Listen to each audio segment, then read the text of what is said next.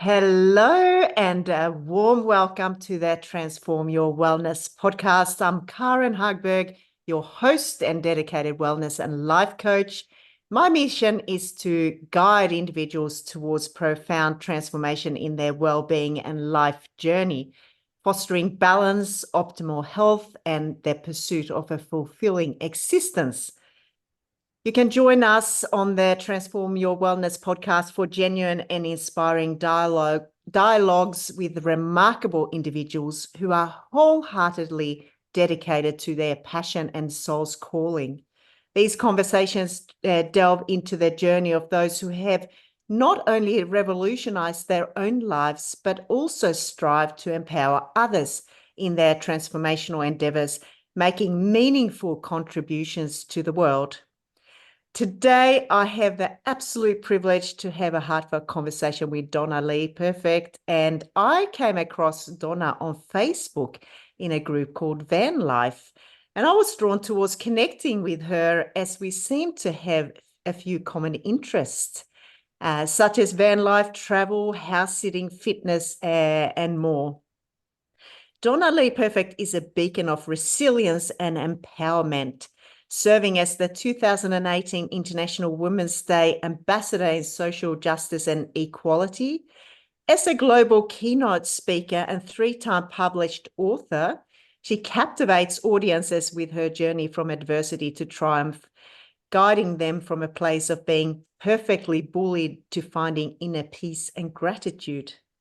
Her remarkable life story transcends extreme childhood trauma, including experiences of murder, foster care, and abuse, leading her to a place of peace and gratitude.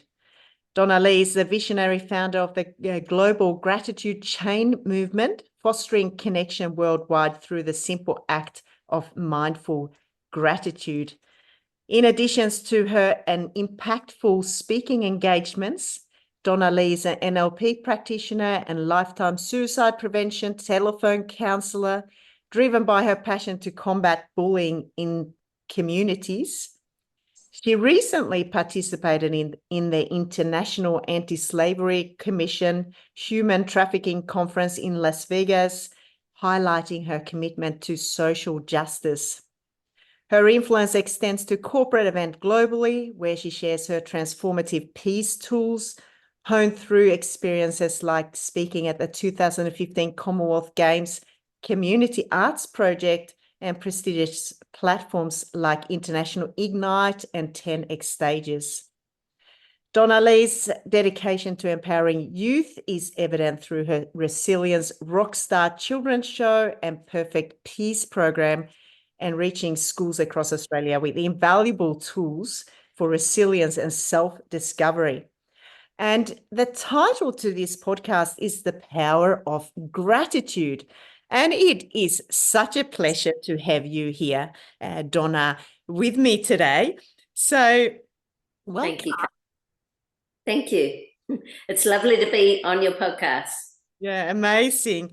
So, when I heard and read this bio about you, and also when I saw you on Facebook, I just knew that there was a huge story behind you and what was driving you. So I'd like to start, I guess, from the start. So tell me a little bit about where you're from and how it was when you were growing up.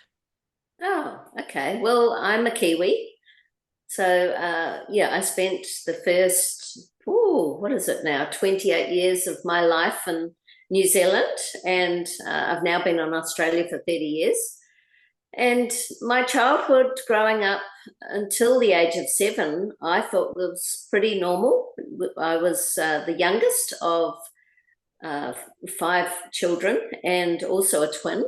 So I'm a twin. I have a twin brother who is 25 minutes older than me, and life was busy, hectic, as you could imagine.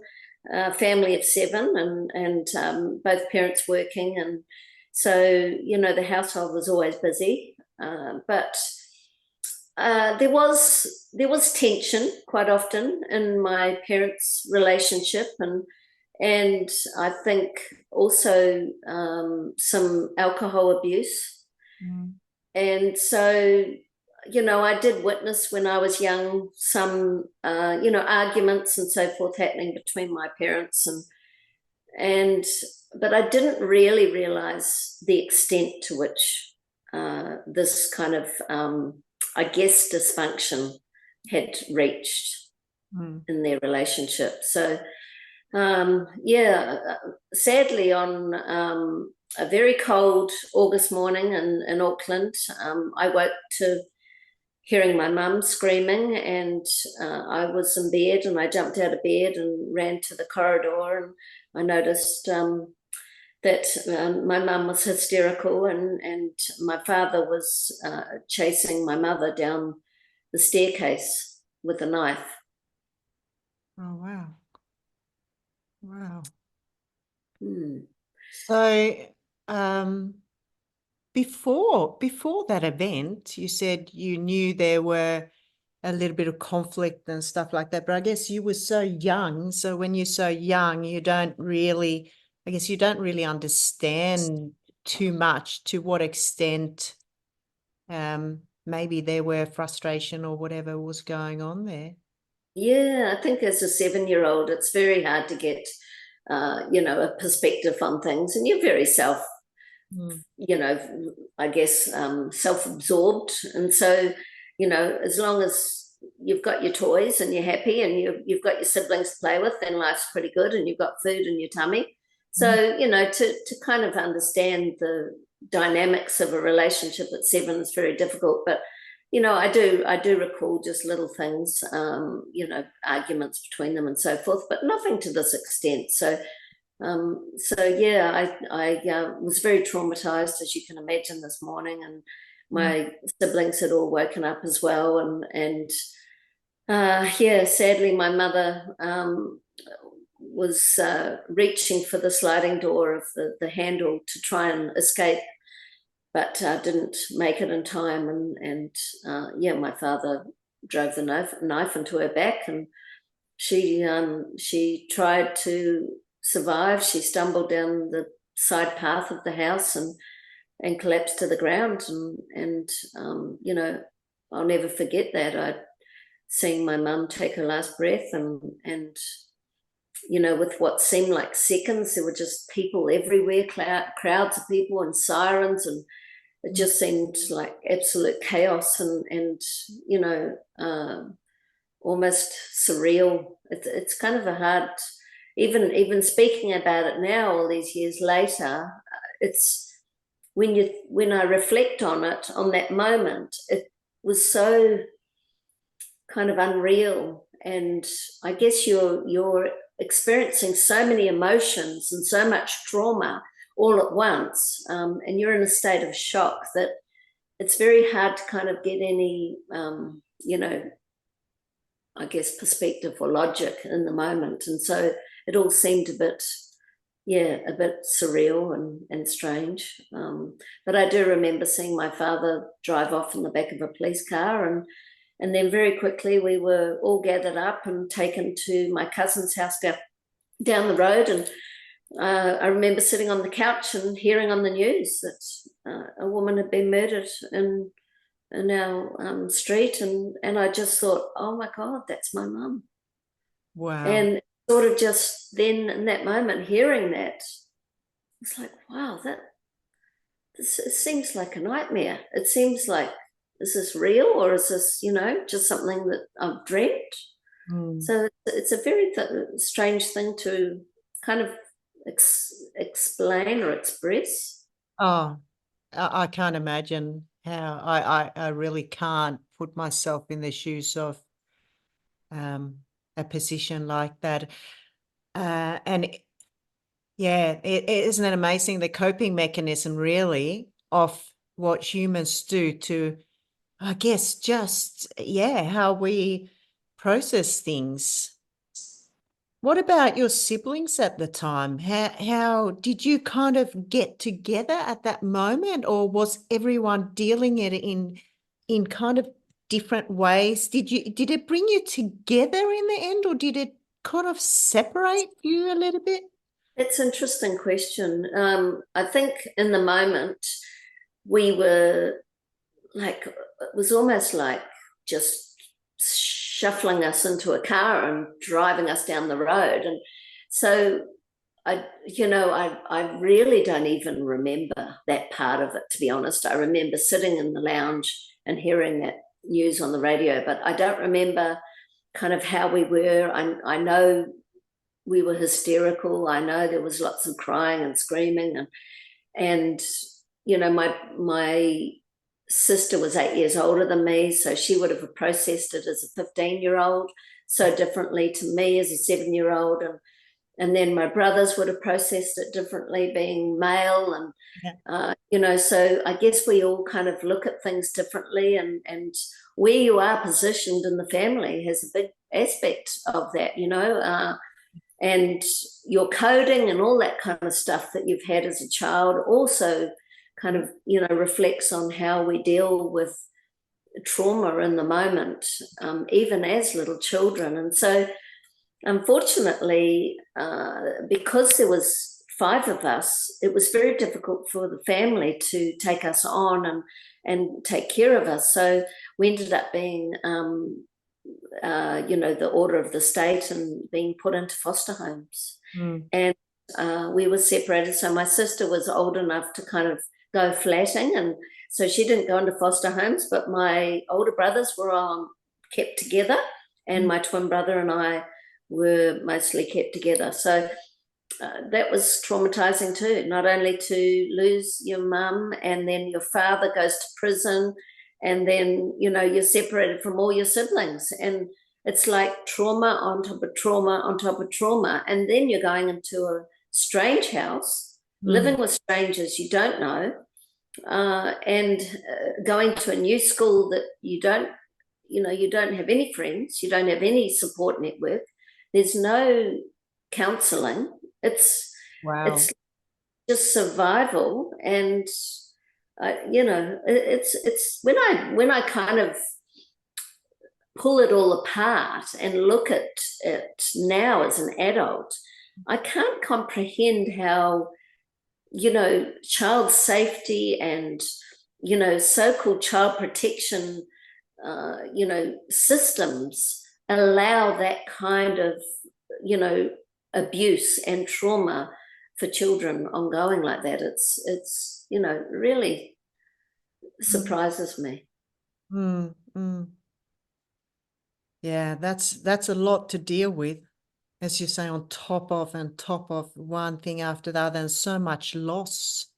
No doubt that's formed you into the person you eventually have become, and we make decisions in life, don't we, based on things that have happened to us. Would you agree with that? That it's yeah, absolutely, Karin. And I think it's so interesting, even as I say, where you are in the family, the position you are, and so many variables as to how you deal with that situation and the ongoing trauma moving forward in your life. And so, we went to 13 foster homes, and when we moved from one foster home to another, there was no explanation for why we were moving. It was just put your things in a rubbish bag and get in the car.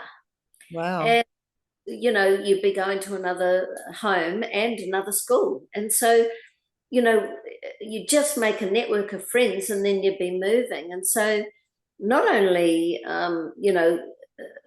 I was also kind of, I guess, a little bit unique and different because I was traumatized and I probably wasn't behaving like a child of my age, and so I probably stood out at school and I became a target for bullies.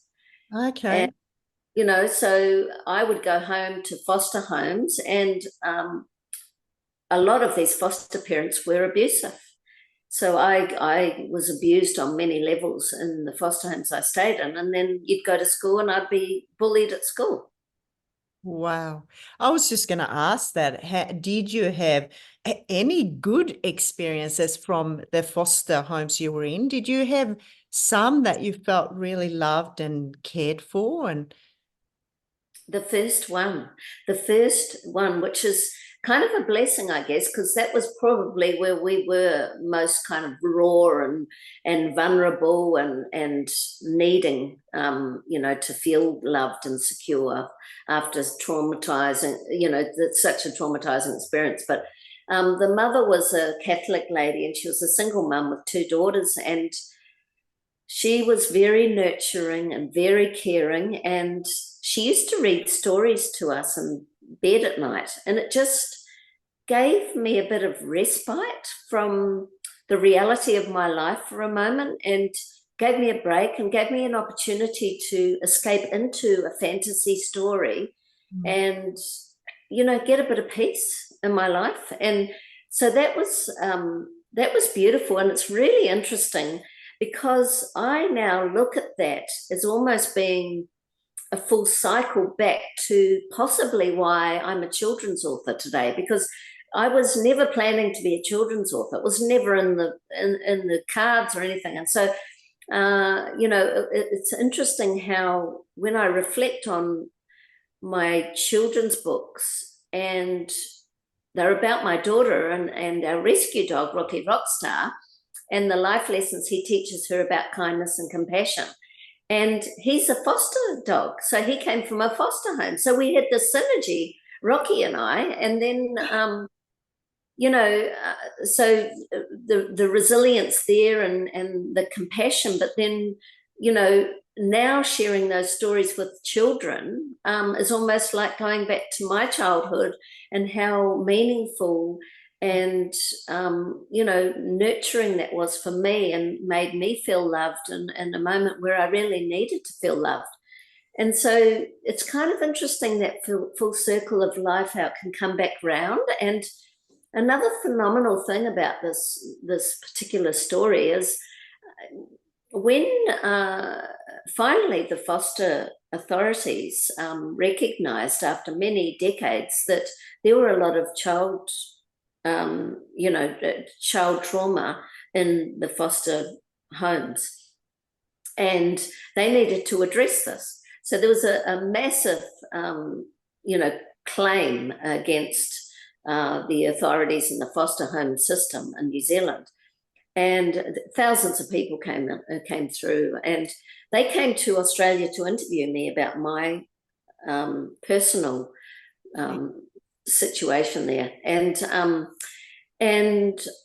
after, I think it would have been 2 or 3 years of investigating my file and doing all that, they offered me some compensation.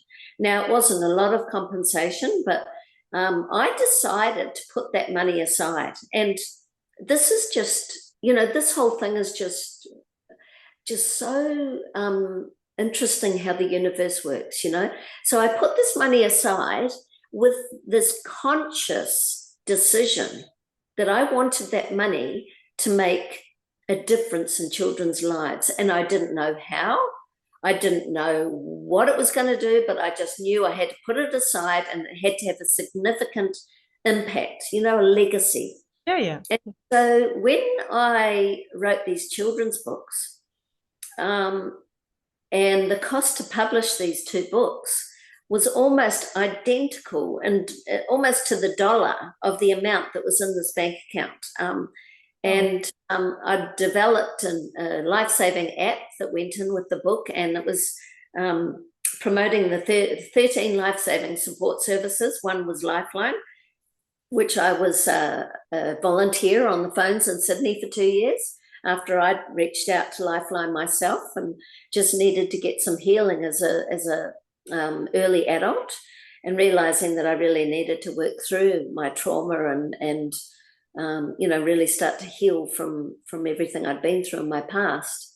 And so that was an amazing way to give back to to a service that had helped me to heal and then be able to volunteer. And so I wanted them to be one of these services on my life-saving support app. Wow. So what year was that you were writing those books. And had you done any other training prior to that? Because I know you've done your NLP as well. Did you?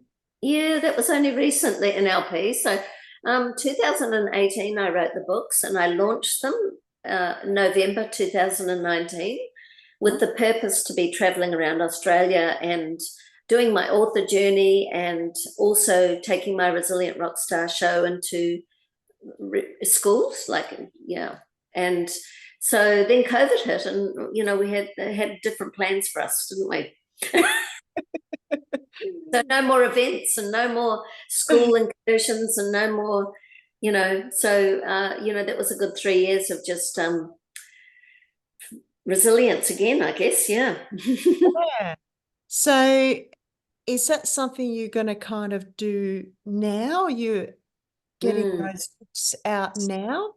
Yeah, that is my purpose, is to pretty much relaunch them again, because they were launched and then didn't have an opportunity really to get out into the community. So so I'm looking. I've sort of just done this amazing kind of road trip, and it's been a regional kind of road trip from the Gold Coast all the way down to the bottom of New South Wales, across the Victorian border, onto the Great Ocean Road, up through Mount Gambier Road, and of course the Barossa Valley, because I love wine. I couldn't miss that part. And across, pretty much the guts from South Australia across Victoria and New South Wales again. And I visited a few libraries and just spoke about my books and also my Resilient Rockstar show. And there was a lot of interest in me coming and doing an author journey and getting into their local regional schools and, just helping kids to build resilience post-COVID and, just inspire them to believe in themselves. And so it is exciting, and it is something that I'm definitely looking to do moving forward. Yeah. So What a beautiful thing. I was going to say resilience is really everything. If we can get us all to build resilience, I mean, that's makes a massive difference in life, doesn't it? It sure does. It sure does. And, I do believe that everybody has it within them. It's a matter of just tapping into it. And, once you can overcome adversity, it's an incredible healing. It gives you purpose in life. It gives you a sense of meaning and direction, and leads you on a path. And if you can embrace the lessons you learn through adversity, what a gift, what a beautiful gift. And so that's kind of how I look at my life. And when I was 12, this was the last foster home I was in. The woman was incredibly abusive toward me, and I'd been there for just over, I think it was a year and a half.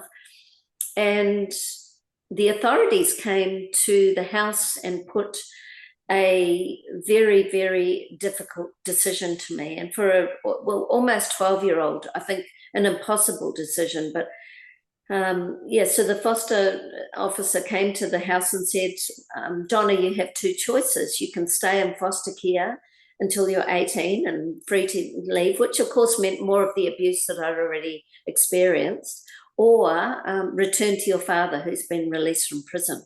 Oh, wow.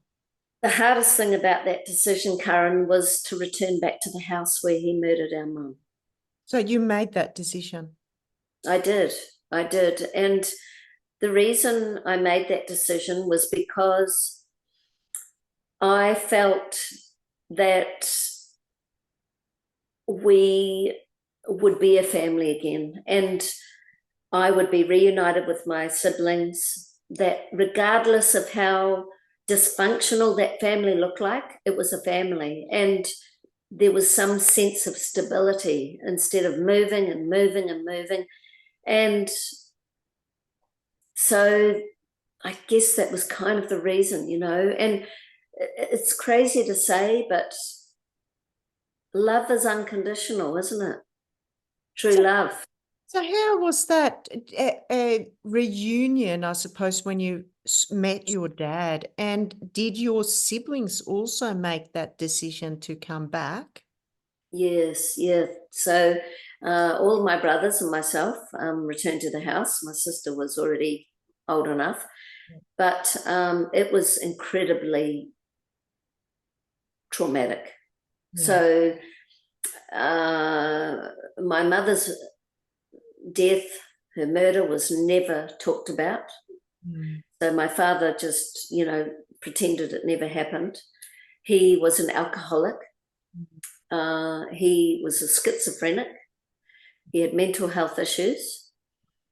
He slept with a knife next to his bed every night, and that's how we knew, that if we stepped out of line, or so we'd already seen what he was capable of, and so we lived in terror. We lived in fear, and he'd threaten my brothers quite often with violence if they didn't, do what he expected of them.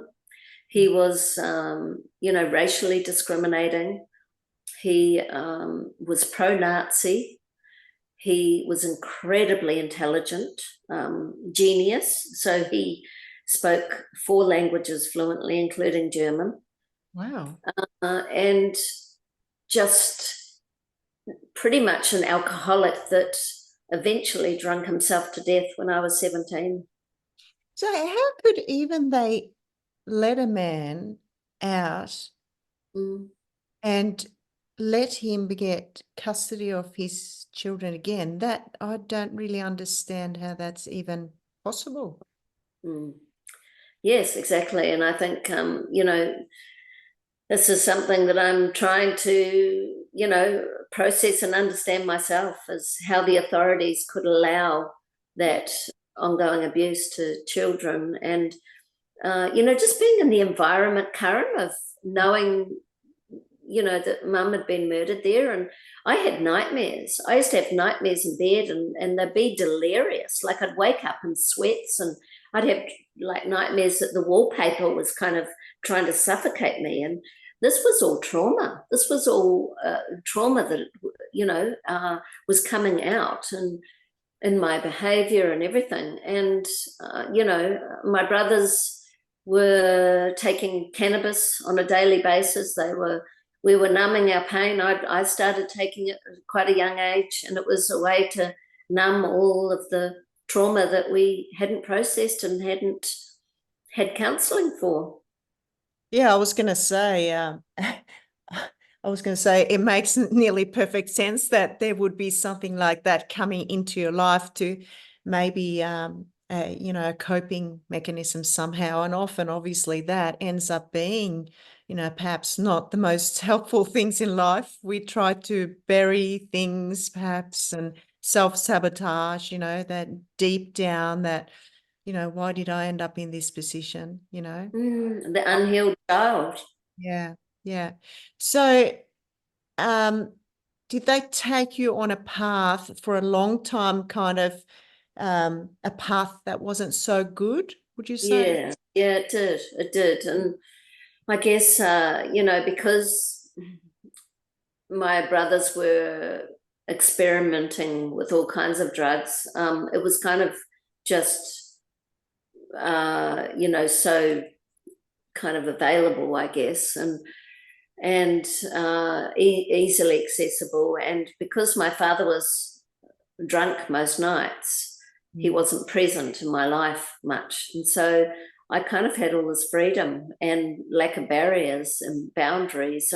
And we know now today that those lack of boundaries make a child feel very unloved. And so, but at the time, no curfews, can do whatever I want as a teenager, made Mm. it very risky, made, my teenage years very risky. And yeah, so yeah, it was a very kind of Yeah. colourful teenage time for me. And then when my father died, I was 17 and I had to fend for myself. So I had to get out in the real world and get a job and support myself financially. And so it was during this time that I guess I sort of started to really look at my life and where I was going and the direction it was heading to. And it wasn't a good one, and made me reflect on things and kind of that fork in the road, do I go left or right? And I decided just one night when I was really at quite a a low point in my life to reach out to Lifeline and just start to process what I'd been through.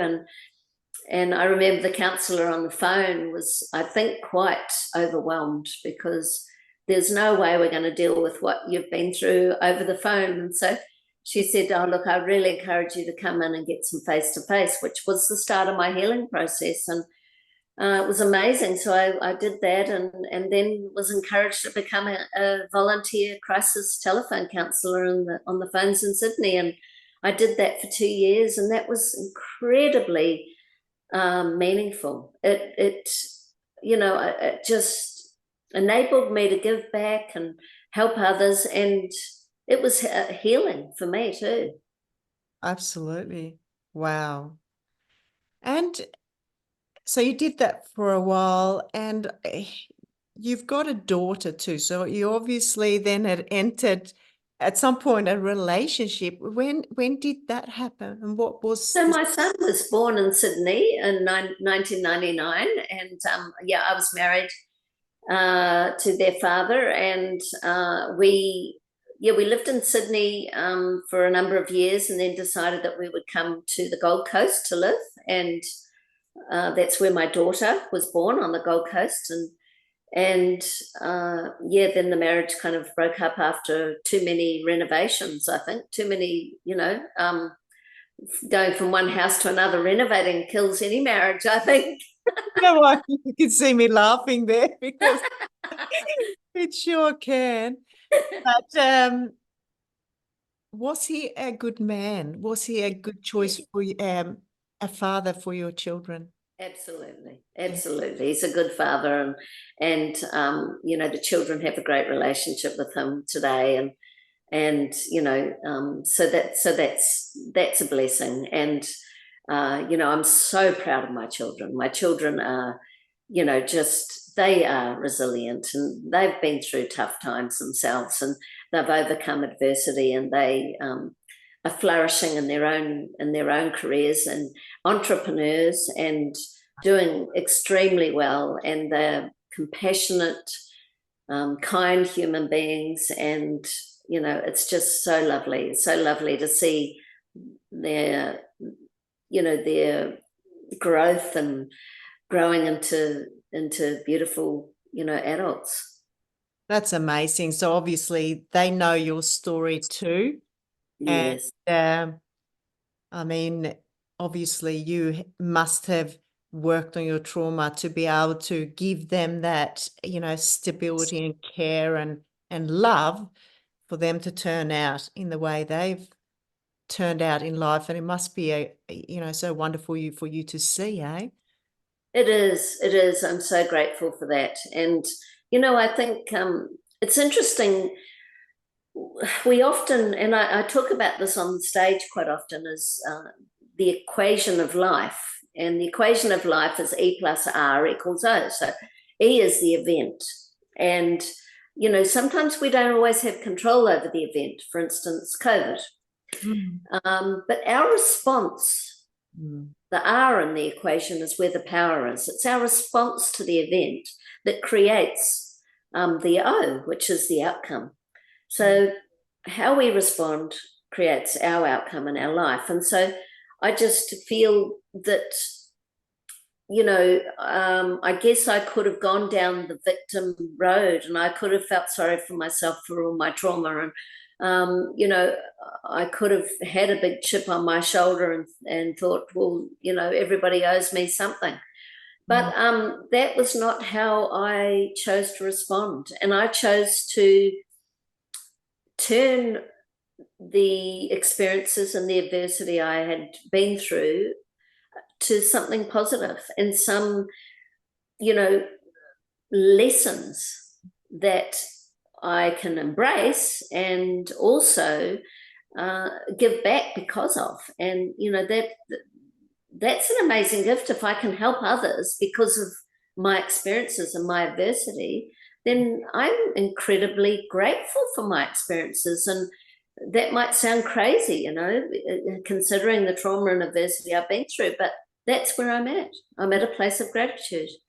And I'm at a place of gratitude because I am able to live a purposeful life and give back and help others, which means that my mum's death was not in vain. Exactly. And it is all, the power is in the gratitude. Yeah. Where you can get tears rolling down your cheeks and you feel the gratitude of where you are now. I'm sure you've been at that point where you really, you feel, now I'm here and I'm grateful to be alive and to be able to give back, Absolutely. And during my Resilient Rockstar shows, that's where, you feel the most grateful, when you have the feedback from children, especially children coming up and hugging you and saying, I'm sorry you had to go through that, or I'm in a foster home too, and you've helped me to know that it's going to get better, or, just like, you're just such a lovely person. And even though you've been through all that, look how happy you are. And it's so inspiring to hear those messages, and from adults, from women who, I've helped, in abusive relationships and domestic violence situations. And I'll just quickly tell you one short story. A woman reached out to me once on Messenger on Facebook. She had been bashed up by her husband, and she was in the doctor's surgery and going to get some treatment. And she had picked up New Idea magazine off the surgery table, and she started reading my story, which was published in January, the first issue of New Idea for 2020. And she picked it up and read my story. And that afternoon, she walked out of her marriage. And she sent me a message and said, your story enabled me to find the inner strength to leave that abusive marriage of 22 years. And wow, like goosebumps all over right now, Karin, talking about that. I'm getting goosebumps too. and that's so this is where the gratitude comes in. And talking about gratitude, I love that. I have got an amazing project. This is the Global Gratitude Chain Movement. Now, this is a tiny piece of it.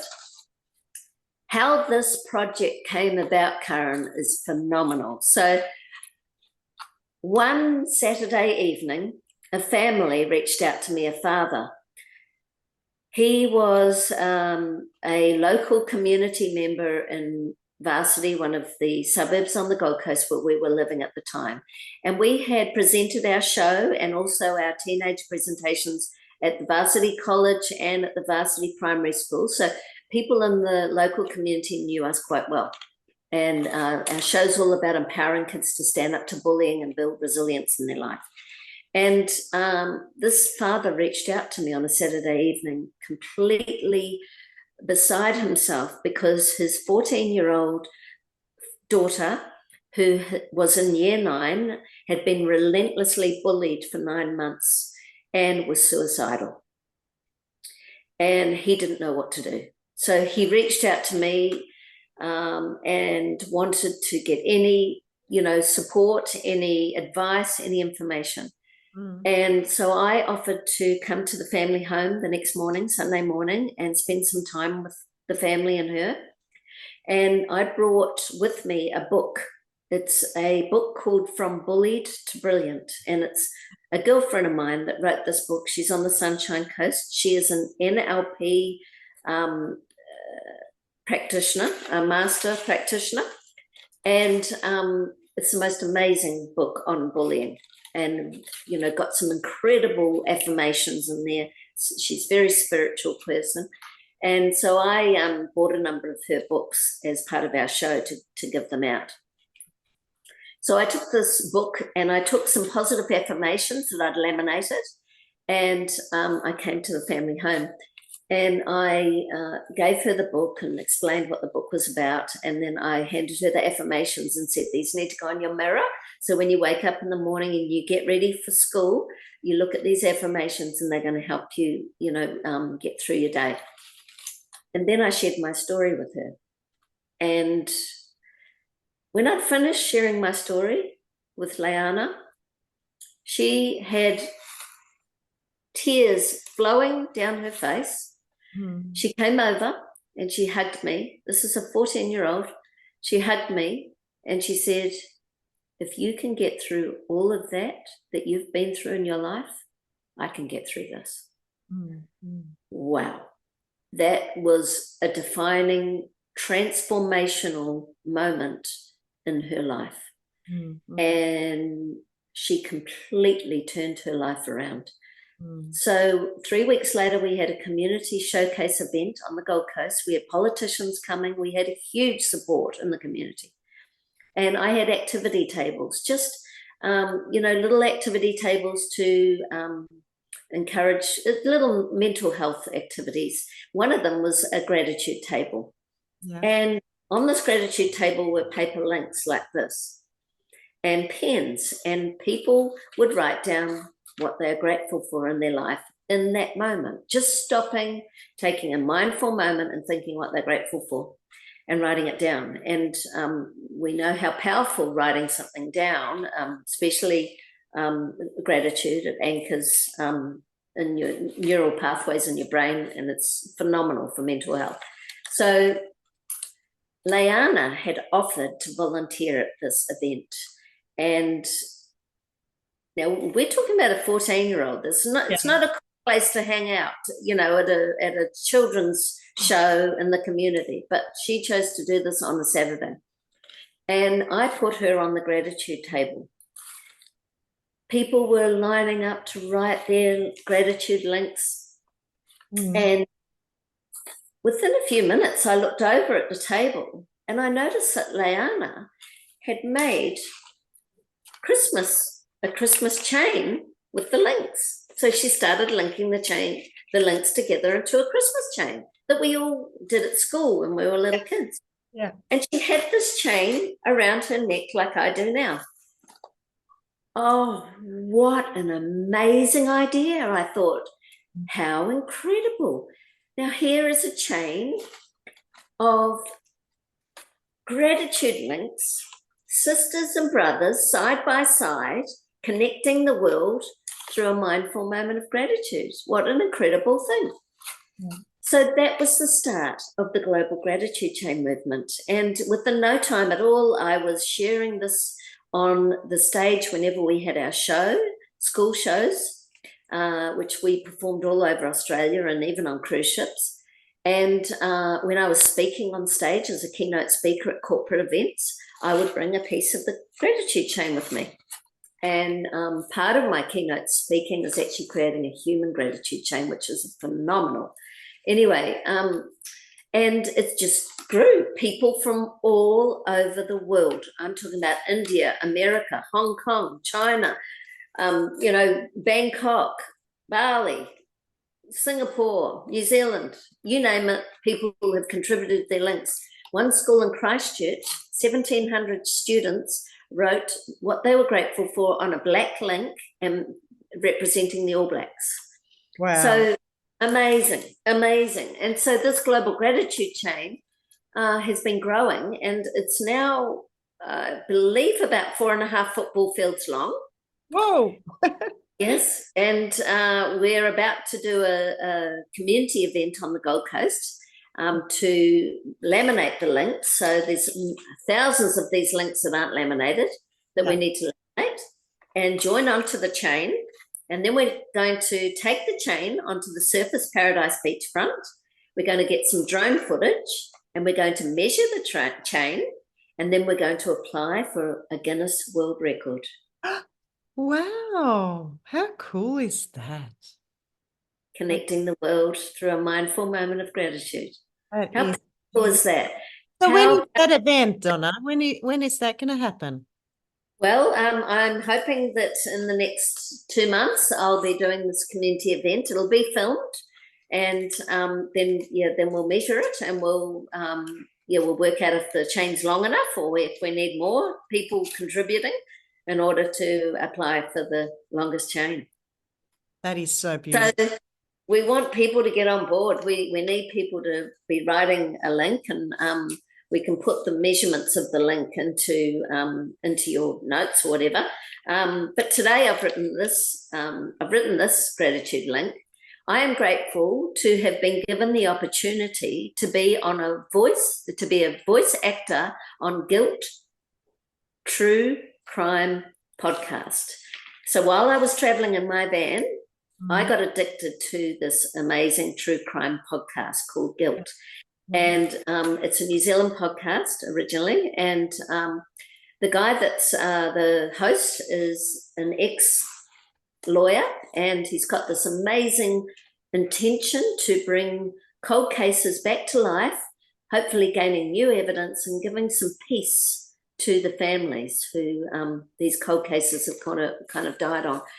And so, Ryan Wolf is the host, and oh my God, what an amazing, authentic human being. And he sent me an audio script for me to submit to him for the season 4. So the first episode is going out this week. And it's an Australian story about Alana Cecil, who was 16 when she died, and she was in Melbourne. Wow.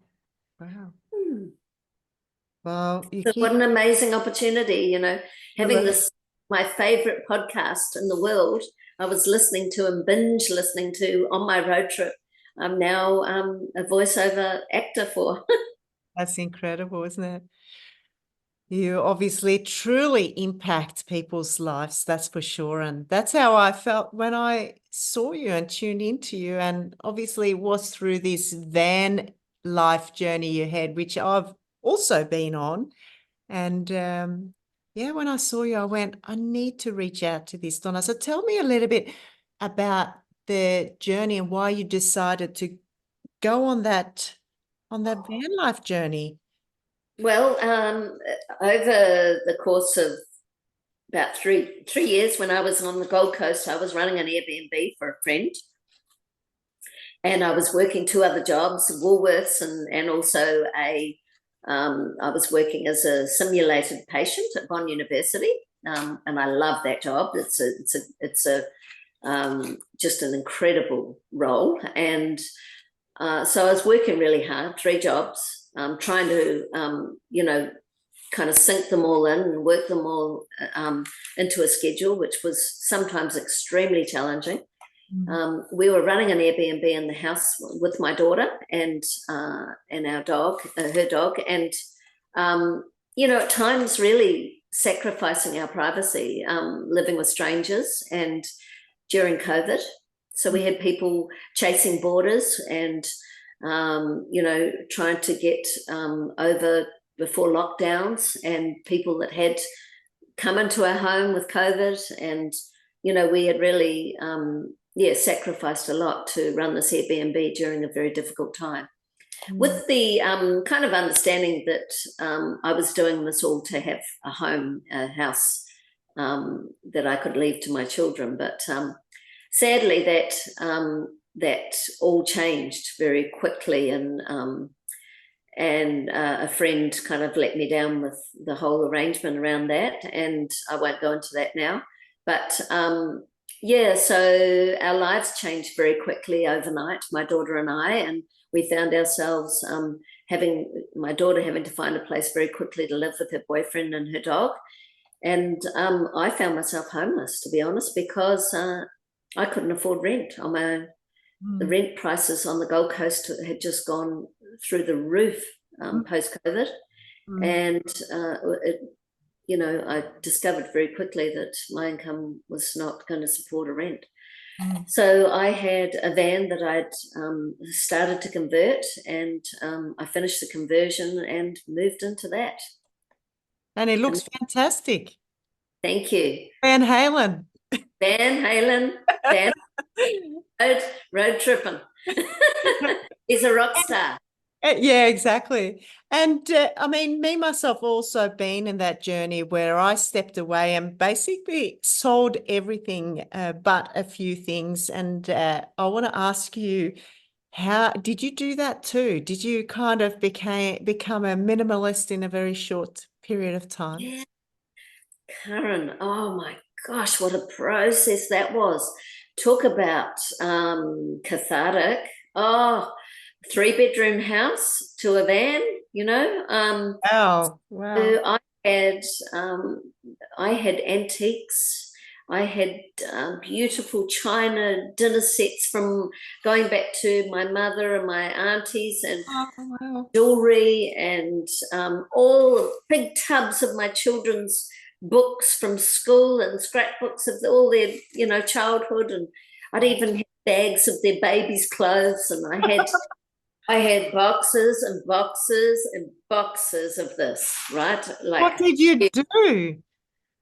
so I had to get real, and I had to sell 90% of my things. So marketplace got it all on there. It was just pretty much giving it away at a steal of a price. I offered the meaningful things to my kids, and they took what they wanted, Mm. and the rest got given away to charities and friends and sold. And yeah, all I have left is a tiny little wardrobe size storage unit with my books Yeah. and my bike and a few clothes. But hey, isn't it an amazing thing once you kind of realize that it's not the things, it's the experiences in life that is important, because that's one of my learnings is that, um, in the past where I came from, my mother and my grandmother, they put it was all about the things, it was all about the things and the memories in the things. And I go, you can have memories and you can create experiences without things. Yeah, yeah, absolutely. And you're so right. You are so right. It is, as you get older, I think maybe we kind of understand this more, is the whole value and experiences and sharing them with people that really mean a lot to you. And that's one thing I've really, really loved about my road trip is it's been like a reunion. I've caught up with so many friends and family all the way, on my journey, and some people I haven't seen for years. And it's just been an incredibly meaningful road trip because of that. Mm. Yeah, isn't it amazing? And I guess through all hardships in life too, you also realize who are the really true friends, who's going to stay, connected with you. Have you found that as well? Yes, yes, absolutely. And especially with this, recent, experience that I had with a friend, a so-called friend, letting me down, and then, in my predicament I am now. Mm. Yeah, I think you very quickly realize who brings value in your life and who zaps the value, who takes away, and who adds. Yeah. And yeah, I think it's really important that from time to time, it's a bit like we filter out all the crap out of our computers, don't we? And we upgrade our computers and we get rid of all the unwanted stuff that we don't need. I think we need to do that more with our lives and even with our brains. Get rid of all the crap, and that's NLP. If get rid of all the crap that's not serving us, and all this kind of limiting beliefs that we have, and live a more purposeful life, that is on point and is, aligned with our values and what we believe in.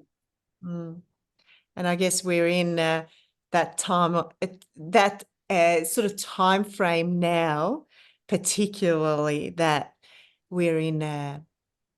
We are having to have a look at what's really important to us and ask the big questions as we are expanding their consciousness in the whole universe. I think everyone's taking, well, eventually we'll have take a look at what's going on in life, because if we don't, there's something there lingering that makes us not feel really truly fulfilled. And so it is a blessing, isn't it? I mean, hearing your story is absolutely incredible, Donna. And I absolutely know you're going to just keep making more and more impact. And on the same time, it sounds like you're recreating your life into something so beautiful and so exciting. And I mean, me sitting here and just connecting with you, I always go, there's no such thing as a coincidence. We are absolutely, truly to sit here and connect right now. And I feel extremely grateful to have had this opportunity, Donna, to hear your story and some similarities, in between us both. And on a personal note, I really look forward to getting to know you better and seeing your journey unfold, both of our journeys, really, and Absolutely. what the future will bring. I think we live in exciting times, even though it's challenging at times. It's still so exciting because I believe the time we're in now is really the time of transformation. It is. I believe so too. And it's so nice to see a more conscious generation coming forward as well. It had to happen. It really has, because we're self-destructing otherwise, so there's got to be a shift and a change. But when you say that I'm on this new kind of trajectory, you're right. And it's one thing I've noticed just recently is I'm really staying in flow and being very conscious of that. At times it can be difficult because we are kind of, I guess we're coded, or we're to get out there and find work and get money and that kind of thing, which for me, over the past 3 years, I've really focused on, 3 jobs and reaching burnout, to be honest. And then having that time away to really reflect on what is important in life and have some time for me alone, and just to, reflect on what is really important for me in my life moving forward now, for kind of the last chapter. And I feel like I want to make a difference. I want to leave a legacy, something that is beautiful and meaningful, that is global. And I just need to stay in flow with that, and resist the urge to go and try and find purposeless work, which we all kind of have to survive, but it's something really trying to resist, because I find right now I need to be in this space. It's really making me flourish.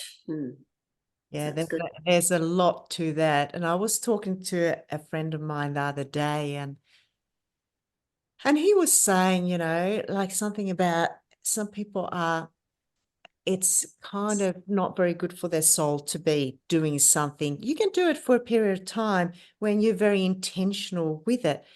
But I myself, like you, Donna, I'm not here to sell my soul to something that doesn't bring me joy and passion in life. And I think that is something I hear from people more and more now. People are Yes. realizing that life is too short to do something, but that they don't really truly enjoy. Of course, we got to be paying the bills, and there's immense pressure. You and me know that because we're very passion, purpose driven, and it's very hard for us to be doing something that is not really aligned with our purpose and passion.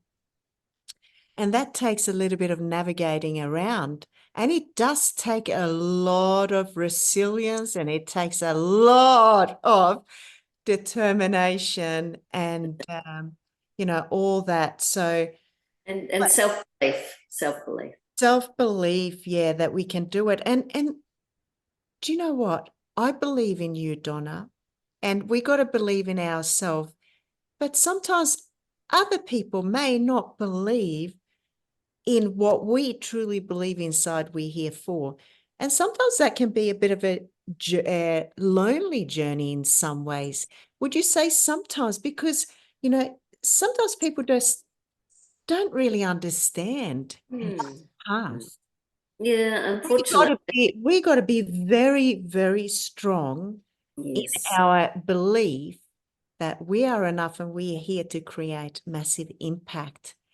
Mm. And I Yeah. believe you can do it, Donna. And I Yes. always say to people around me that that's the belief I have. If there's willingness, Mm. and if people are willing to look at themselves and slow Yes. down and do that, and Yes. Yes. self-reflect and develop that awareness, and then start to take action and start to Yes. look at their beliefs and, did that serve me?